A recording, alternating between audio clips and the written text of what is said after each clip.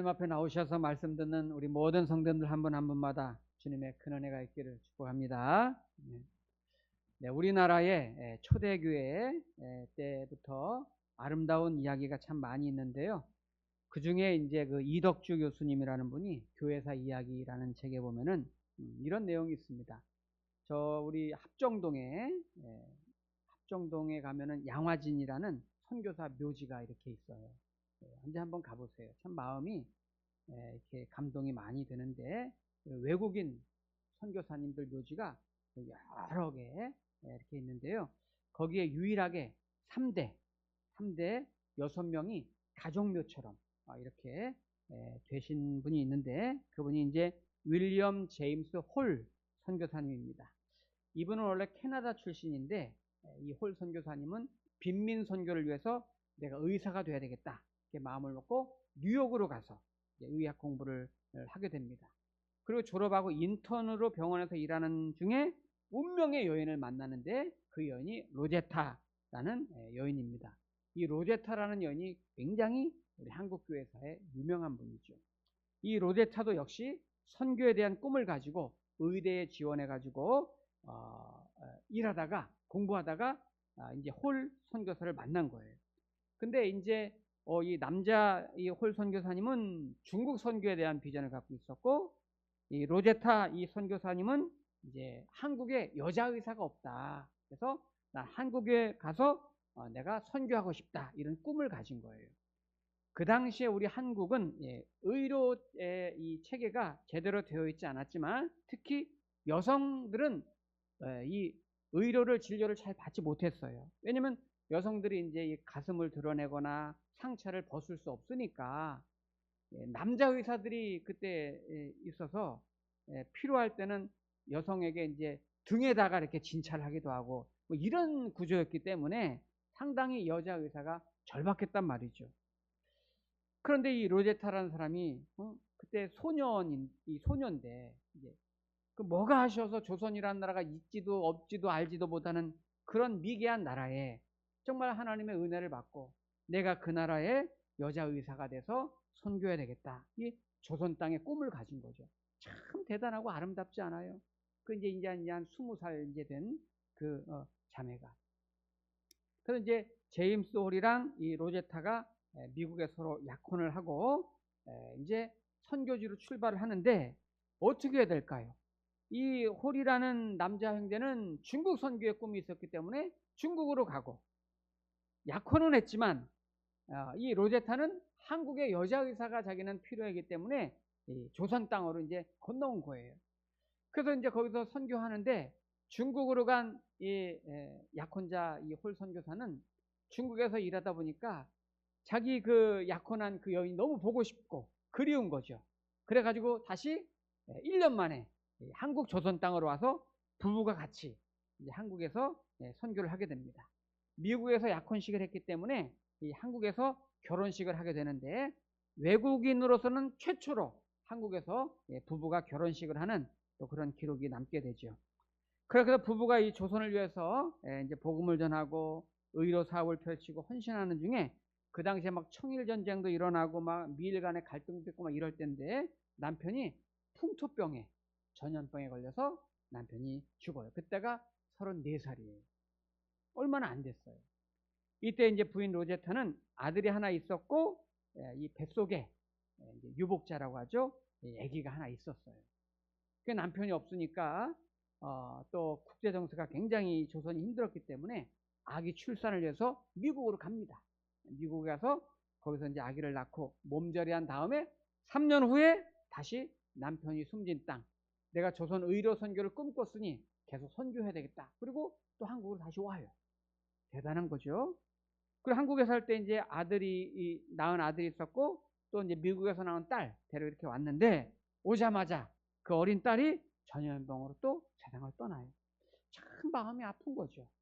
그래서 의료 선교를 하러 왔는데 남편이랑 딸이 그렇게 되니까 너무 슬프고 힘든 거예요. 그래도 내가 주님의 은혜를 위해 그렇게 입었는데 내 조선을 위해서 많은 사람, 죽어가는 사람을 살려야 되겠다, 이런 마음으로 계속 선교를 합니다. 그래서 남편을 위해서 기념하기 위해서 평양에다가 기홀병원을 설립해요. 남편 이름이 홀이고 홀 남편을 기념한다 해서 기홀병원을 세웠는데 그 당시 굉장히 유명한 병원이라고 합니다. 평양 기홀병원. 그리고 이제 제가 이제 신학교 다닐 때 저 서울 맹학교에 가가지고 봉사활동을 했었는데 그때 거기서 알았는데 이 로제타 점자 타자기가 있어요. 우리나라에 처음으로 이 점자 타자기를 이분이 만들고 들여와서 점자 교육을 시켜줬던 그런 분이 이 로제타 이분이에요. 실질적으로 이 맹학교를 헌신을 많이 한 분이고 이분이 이제 이화여자대학교에서 3대째 세 번째 아마 병원 원장도 하시고 인천 간호대학 설립하시고 인천 기독병원 설립하시고 또 경성 여자의학 전문대학을 설립했는데 이게 이제 고려대학교의 전신이 됐죠. 대단한 사람입니다, 여러분. 한국에 머물면서 43년 동안 머물면서 그렇게 곳곳에 병원을 세우고 학교를 세우고 1951년 85세 일기로 하나님의 품에 안기게 돼요. 참 엄청난 그런 이 조선을 위해서 이게 한국을 위해서 그렇게 수고를 많이 했는데 그때 조선에서 태어났던 아들이 셔워드 홀이라는 이 아들인데 이 셔워드 홀이 이제 얼마 전에 죽었죠. 이 사람이 이제 대학에서 강의하는 중에 학생들한테 그런 말을 했죠. 제가 죽거든 우리 아버지가 숨진 내 여동생이 숨진 이 조선 땅에 저를 묻어주십시오. 그리고 그러니까 이 가족들이 전부 다 이 대한민국 조선 땅에 그렇게 헌신적으로 와서 복음 전하고 의료 선교하다가 그렇게 조선 땅에 묻힌 거예요. 이거 쉽지 않잖아요. 근데 그 아들 이제 셔워드 홀이 우리 조선에 살면서 남긴 책이 한 권이 조선회상이라는 책을 한 권 썼는데 그 책에 이런 대목이 있습니다. 양화진에 묻힌 선교사들은 모두 젊은 청년들이었다. 그들이 모두 조선에 간다고 했을 때 모두 무모하다고 했고 실제로 사랑하는 가족을 잃기도 했다. 그렇게 헌신했지만 불법이라고 거절당하고 낯선 이방이라고 무고당하고 열매도 변변치 못했다. 그러나 이 이방인 그리스도인들은 한국을 포기하지 않았다. 죽기까지 사랑했고 죽어서도 자녀들에게 사명을 이어갔다. 그리고 지금 120여 년이 지난 한 10년 전에 썼으니까 이 책이 120년이 지난 지금 이 땅은 방방곡곡에 교회가 세워지고 천만의 그리스도인들이 생겨났다. 엄청난 거죠. 로제타라고 한 20대 한 여인이 조선 선교의 의료 선교의 꿈을 꿈고 들어와서 이렇게 어마어마하게 큰 일을 감당한 거죠. 한 여인의 그 작은 헌신이 미랄이 되어서 곳곳에 이렇게 우리나라가 많은 그런 의료와 또 이 복음의 그런 은혜를 입고 있는 거예요. 오늘도 성경에 보면 짧은 구절이지만 평범했던 여인인데 예수님을 만나면서 섬기는 자로 변화되는 그런 내용이 나와요. 자, 오늘 1장 29절 한번 보시면 회당에서 나와 곧 야고보와 요한과 함께 시몬과 안드레의 집에 들어가시니 여기 시몬이 이름이 바뀌어서 베드로가 되죠. 나중에 베드로의 이름이 원래 이름은 시몬이었죠. 시몬하고 안드레는 한 형제입니다. 시몬과 안드레 집에 들어가시니 시몬의 장모가 그러니까 베드로의 장모가 열병으로 누워있는지라 사람들이 곧 그 여자에 대하여 예수께 여짜온대. 네. 여기 지금 베드로의 장모님이 열병으로 누워있다고 했어요. 근데 이제 헬라어 원문 성경을 보면은 열병이라는 단어가 명사가 아니고 명사로 되어 있으면은 이제 어떤 질병의 이름이 될 건데 원문에는 동사 분사형으로 되어 있어요. 이 말은 딱히 정확한 질병에 걸린 게 아니라 어떤 상태가 계속 반복되고 있다는 것을 설명하거든요. 그러니까 이제 요즘으로 말하면 막 열받아가지고 막 스트레스 받아가지고 우리나라 화병 같은 그런 병에 걸린 거예요. 어휴, 막 열불 난다고 막 이런 거에 지금 막 분노해가지고 이렇게 있는 거예요. 그럼 왜 막 이 장모님이 열을 받아가지고 막 이렇게 분노했을까요? 거기 힌트가 살짝 나와요. 30절에 보면은 시몬의 장모가 열병으로 누워있는지라 사람들이 곧 그 여자에 대하여 예수께 여짜온대. 그러니까 이제 좀 헷갈리는데 세번역 성경에는 보면은 사람들이 그 여자에 대하여, 장모님에 대하여 그 내막 사정을 예수님께 말씀드렸다. 이렇게 되거든요. 자, 그럼 베드로의 장모님이 어떤 문제가 있어서, 어떤 사정이 있어서 이렇게 지금 막 열불나 가지고 있습니다. 이렇게 말씀을 드린 거예요. 그럼 우리가 짐작해 볼 때 어떤 문제로 이렇게 막 열을 받아서 지금 누워 있을까? 여러분, 장모라는 분이 열을 받아 가지고 막 일어났다 앉았다 하면 누구 때문에 보통 속상할까요? 사위 때문에. 그죠? 보통 장모님이 열받는 경우는 사위 때문에 열받는 거예요. 그럴 때는 사위가 아니라 사위 놈 때문에 열받는 거죠. 그렇잖아요. 장모님이 열받을 게 뭐지? 일부러 장모라는 표현이 나온 거는 그거예요. 그러니까 베드로 때문에. 그럼 왜 베드로 때문일까요? 추정이 가능합니다. 어느 날 베드로가 고기 잡아서 팔고 먹고 이렇게 했던 베드로가 어느 날 예수라는 사람을 만나더니 나도 복음 전한다고 그냥 경제적으로 집안 책임질 생각은 안 하고 예수님 따라다니면서 막 그렇게 돌아다니고 집안 안 돌보니까 거기에 막 열을 받은 거예요. 아유, 이 사이놈이 말이야 그냥 집안 안 돌보고 이상한 사람 쫓아다니면서 무슨 뭐 그냥 저러고 있다고. 그러니까 장모님 입장에서는 영적인 세계를 알지 못하니까 그럴 수 있어요. 바로 그거를 주님이 아시고 오늘 예수님이 지금 장모님 집에 신방을 온 거예요. 신방. 그리고 하나님의 역사가 일어납니다. 자, 31절에 보면 나아가사 그 손을 잡아 일으키시니, 네, 베드로 장모의 손을 예수님이 잡아서 일으키시니 열병이 떠나고 여자가 그들에게 수종드니라. 네, 여기 일으키시니 이 말이 부활 용어예요. 부활. 예수님이 죽음에서 일어나셨다 할 때, 살아나셨다 할 때 그 단어랑 같은 단어를 썼어요. 그러니까 이 말은, 예수님이 잡아 일으키셨다는 말은 예수님의 생명이 그 여인에게 들어간 거예요. 하나님의 영이, 성령이 그 여인에게 임한 거예요. 지금까지 이 여인은 물질적인 세계관에, 세상적인 세계관에 갇혀서 먹고 사는 거에 갇혀서 그렇게만 살았던 인생인데 이제는 그걸 뛰어넘는 생명의 불덩이가, 예수님의 영이 이 여인의 심령 속에 들어가면서 이분이 거기서 예수의 생명으로 은혜를 받고 변화가 되고 달라진 거예요. 드디어 이 여인에게, 장모님에게 구원의 은혜가 임하고 새로운 생명이 시작이 된 거죠. 은혜를 받은 거죠. 자, 그러면 이렇게 예수를 만나고 구원을 체험하고 은혜를 받고 영생을 얻은 이 여인이 어떻게 변화됐는지 우리가 이제 그거를 주목해서 봐야 됩니다.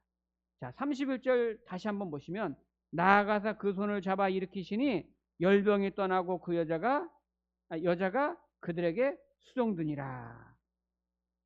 네, 조금 전까지는 막 열불이 났었는데 완전히 변화되어서 은혜 받은 다음에는 수종드니라. 즉 시종들고 섬기고 봉사하는 사람으로 바뀌었단 말이에요. 그 즉시 바뀐 거예요. 자, 이 연이 수종드니라 이 말이 헬라어로는 이제 디아코네오라고 그러는데 디아코네오가 어디서 나온 단어냐면 디아코노스. 디아코노스가 뭐예요? 집사. 우리 교회에서 집사님 하잖아요. 그게 디아코노스란 말이에요. 디아코노스에서 디아코네오가 나온 거예요. 그럼 집사님이라는 뜻이 뭡니까? 이 말이죠. 수종들다, 시중들다, 섬기다. 교회에서 사실 모든 직분은 우리가 명예직이 아닙니다. 그죠? 권세직이 아니에요. 봉사하는 직분이잖아요. 섬기고 주님을 위해서 나도 이제 봉사할 기회가 주어졌구나. 섬길 수 있구나. 이런 은혜를 주시는 거예요. 그러니까 성도로서 정말 내가 하나님 앞에 은혜 받고 인정받은 사람은 그 표지가 헌신으로 나타나는 거예요. 봉사로 나타나는 거예요. 그게 사랑은 여러분 표현될 때 그 사랑이 열매를 맺는 거잖아요. 은혜가 감사하면 섬기는 것으로 나타나는 거죠. 그럼 마가복음을 지금 마가가 쓰면서 이 대목을 빼놓지 않은 이유가 여기 지금 마가복음의 가장 중심 주제가 뭐냐면 우리 한번 찾아볼까요? 마가복음 10장을 한번 가보세요. 10장. 마가복음 10장. 마가복음의 가장 중심 구절이에요. 그게. 10장 45절을 한번 찾아보세요.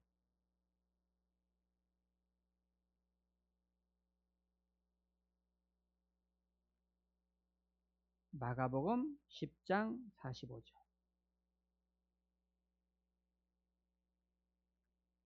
자, 우리 다 같이 읽어보겠습니다. 시작. 인자가 온 것은 섬김을 받으려 함이 아니라 도리어 섬기려 하고 자기 목숨을 많은 사람의 대성물로 주려 함이니라. 아멘. 여기 인자는 예수님이 본인을 지칭하는 말로 쓰신 거잖아요. 내가 온 거는 섬김을 받으려 함이 아니라 도리어 섬기려 하고, 주님은 섬기러 오셨단 말이에요. 자, 예수님이 이 땅에서 어떤 개인에 대해서 처음으로 병을 고쳐준, 최초로 병을 고쳐준 사람이 지금 열병에 걸린 장모님이었단 말이에요. 베드로의 장모님이었단. 근데 처음으로 예수님께 고침받고 처음으로 은혜가 임한 이 장모님은 어떻게 변화됐냐면 섬기는 사람, 봉사하는 사람으로, 시중 드는 사람으로 변화됐어요. 장모님이니까 젊은 사람은 아니겠죠? 연세가 있으시단 말이에요. 그럼에도 불구하고 내가 이제부터라도, 지금부터라도 하나님의 은혜가 이렇게 큰데 나도 주님을 위해서 뭐 해야 되겠다, 섬겨야 되겠다, 바로 시중 드는 사람으로, 봉사하는 사람으로 변화된 거예요. 저는 우리나라가 선진국이잖아요. 이제 굉장히 잘 사는 나라입니다. 근데 선진국이지만 진짜 선진국에 비해서 두 가지 뒤지는 게 있어요. 뭐냐면 기부 문화, 그리고 봉사활동이 우리나라는 너무 뒤져요. 우리나라는 기부를 잘 안 해요. 여러분, 외국인들은 기부 많이 합니다. 그리고 또 하나는 봉사활동 또 많이 안 해요. 미국은 여러분 노인 인구가 3,300만이거든요. 그럼 3,300만 명인데 거의 사회봉사활동을 다 해요. 돈 버는 봉사가 아니고 사회봉사활동 한단 말이에요. 심지어 봉사활동 단체에 등록된 인원이 4천만 명이에요. 아니, 노인 인구가 3,300인데 봉사활동 등록된 사람이 4천만 명이면 한 노인이 한 군데만 봉사하는 게 아니라는 거죠. 두 군데, 세 군데를 봉사하면서 사는 거예요. 여러분, 얼마나 아름다워요. 연세가 드셨어도 내가 누군가를 위해서 자원봉사하고 사는 삶이. 독일에서 여러분 목회하는 목사님께 들었는데 할머니들이 매일 모여서 인형에다가 눈 붙이는 거, 인형에 막 눈 붙이는 거, 그거 알바를 한대요. 근데 알바를 해서 돈 많이 모았는데 몇 년 동안 모은 게 3천만 달러래. 그러니까 우리나라 돈으로 400억. 야, 할머니 대단해요. 눈만 붙였는데도 그렇게. 그런데 여러분, 그 돈으로 뭐 했을 것 같아요? 손주들 용돈 줬을까요? 여행 갔을까요? 아니에요. 아프리카 병원 있는데 기부했어요. 이게 마인드가 다른 거잖아요. 그러니까 노년이 되어서 얼마나 의미가 있어요. 내가 이제 하나님께서 나를 부르시려 얼마 안 남았는데 그 하루하루의 삶이 참 값진 거예요. 우리나라는 연세 드시면 봉사활동 더 안 하려고 그래요. 너무 이기적이고 욕심도 많고 맨날 생각하는 게 내 자식, 내 노후, 그냥 나만 생각해. 그러니까 사회 생각도 안 하고 나라 생각도 별로 안 하고 그래. 여러분, 하나님이 지금까지 내게 생명 주시고 건강 주시고 물질 주시고 은혜 주시고 재능 주시고 지금까지 이렇게 해주셨으면 이제 맨날 나만 위해서 돈 버는 일만 위해서 살지 말고 이제는 나도 좀 국가를 위해서, 이웃을 위해서, 주님을 위해서 나도 좀 섬길 줄 알고 나눌 줄 알고 베풀 줄 알고 그런 좀 자원해서 좀 그렇게 봉사하는 마음이 얼마나 좋아요. 내가 이만큼까지 오늘 하나님의 은혜로 살고 있다면 내가 우리나라의 국가에 대해서, 이웃에 대해서 오늘 이만큼 내가 빚을 지고 이만큼 도움을 받고 살았다면 이제는 나도 내가 가진 은사, 내가 가진 달란트, 내가 가진 물질, 건강으로 나도 좀 국가를 위해서, 이웃을 위해서, 주님을 위해서 나도 좀 베풀 줄 알고 쓸 줄 알고 섬길 줄 알고. 이게 아름다운 인생이잖아요. 그럼 우리 성도님들이 교회에 와서도 뭐 우리 성도님들은 참 잘하죠.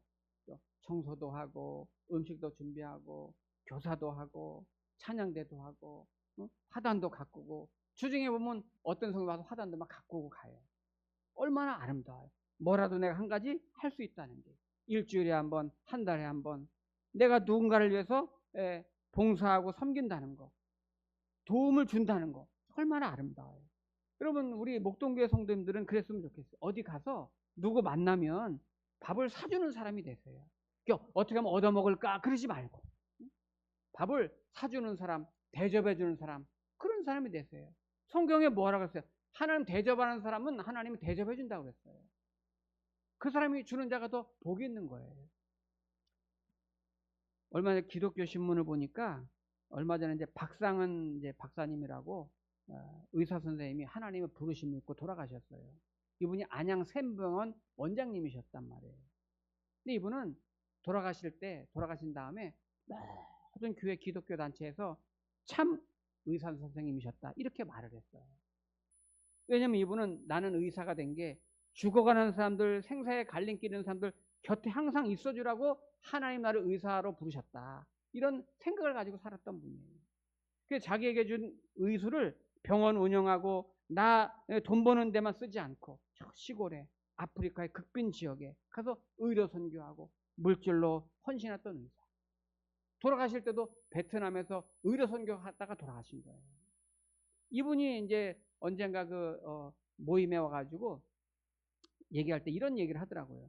인생은 기쁨으로 살아야 되는데 이 기쁘게 살아야 건강하다는 거예요. 기쁘게. 즐겁게 살아야 건강하다는 거예요. 그래서 많이 웃으라는 얘기 하더라고요. 그 웃는 게 그렇게 건강에 좋대요. 기쁘게 살고 즐겁게 사는 게 운동을 여러 번 하는 것보다 더 몸에는 굉장히 좋대요. 근데 그 기쁨에는 두 종류가 있다는 거예요. 이분 표현으로는 쾌락이 있고 희락이 있다는 거예요. 쾌락은 뭡니까? 컴퓨터 게임하는 거, 오락하는 거, 도박하는 거, 값비싼 물건 사는 거, 어떤 좋은 걸 소유했을 때 쾌락이죠. 즐겁죠. 기쁘죠. 맞죠. 근데 이런 쾌락은 길지 않다는 거예요. 그냥 그때 좋은 거야. 그때 기쁜 거야. 시간 지나면 사라져버리는 그런 거라는 거예요. 때로는 험한 감이 들 때도 있다는 거예요. 그런데 희락이라는 기쁨이 있다는 거예요. 쾌락 말고 희락. 이 희락이라는 기쁨은 그냥 육신적인 즐거움뿐만 아니라 영혼을 자극해주는 기쁨인데 이 기쁨은 내가 어떤 환경에 있든지 어떤 상황에 있든지 그 기쁨의 근원이 흔들리지 않는다는 거예요. 오래오래 계속되는 기쁨이라는 거예요. 그럼 이 기쁨을 어떻게 얻을 수 있느냐? 두 가지라는 거예요. 하나는 말씀을 통해서 진리를 깨달을 때, 사람은 어떤 진리를 깨달을 때 마음에 그런 감동이 있을 때 큰 그 기쁨이 있다는 거예요. 또 하나는 봉사할 때, 어렵고 힘든 이웃들을 위해서 섬길 때 그때 오는 기쁨이 크다는 거예요. 여러분, 내가 누구로부터 받는 것보다 주는 기쁨이 훨씬 커요. 뭘 받으면 기쁘지만 줄 때는 더 큰 거예요. 내가 섬김을 받는 것도 좋지만 누군가를 섬길 때 그 보람이라는 거는 안 해본 사람은 모르는 거예요. 절대 경험할 수 없죠. 우리 성도님들이 건강하게 살고 싶잖아요. 우리의 건강을 지켜주는 게 뭐냐? 순간적인 쾌락이 아니라 진리를 통해서, 말씀을 통해서 깨달을 때 오는 그 기쁨, 그리고 어려운 이들을 위해서, 누군가를 위해서 내가 섬겨주고 도와주고 봉사할 때 오는 기쁨, 그게 건강을 지켜준다는 거예요. 이 전문의가 하시는 말씀이에요. 우리 성도님들도 우리도 언젠가 한 번 주어진 삶을 이제 살다가 이렇게 가는 거잖아요. 내가 살아있는 동안에 손 놓지 마시고 한 가지라도, 작은 거라도, 어떤 모양으로든지 우리 눈에 띄게 돼 있어요. 내 손이 필요한 곳이 보이게 돼 있어요. 그럴 때 내가 가서 봉사하고 헌신하고 시중 들고 섬겨주고 주님 부르시는 그날까지 이렇게 살아갈 때 그 삶은 정말 예수님이 나는 섬기러 왔다 하셨더니 주님을 닮은 삶이 되는 거고, 또 그 주님의 은혜를 보답하는 삶이 되는 거고, 이런 삶이야말로 정말 보람이 있고 정말 가치가 있고 후회가 없고 의미가 있는, 하나님 앞에나 이웃들에게 정말 하늘처럼 빛나는 그런 복된 삶이 될 줄로 믿고, 오늘 우리 성도님들이 우리 한 번 주어진 삶을 사는 동안에 이타적인 그런 복된 삶을 살아갈 수 있기를 주의 이름으로 축복합니다. 아멘. 기도하겠습니다.